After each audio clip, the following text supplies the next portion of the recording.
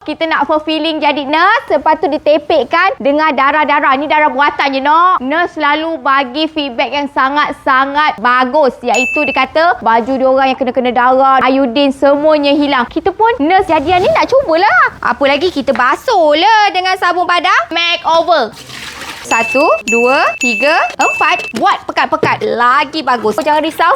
Boleh guna balik sabun ni. Yang ini terus rendam. Nampak? Baru rendam je, dia punya kesan kotoran dah mula pudar. Yang ini yang kita suka. Yang ini yang kita seronok guna sabun padang makeover ni. Ingat, jangan beli yang pakai. 1, 2, 3. Tada!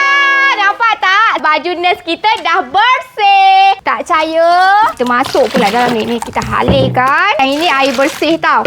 Yang ini sabun ni jangan dibuang. Boleh diguna pakai balik.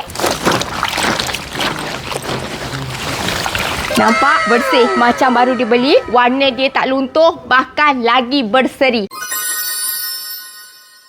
Nurse memang wajib lah. Mesti kena ada. Kita nurse kan berjuang hari-hari kan. Wajib tau nurse. Selamat berjuang nurse. Jangan lupa beli. Check out cepat.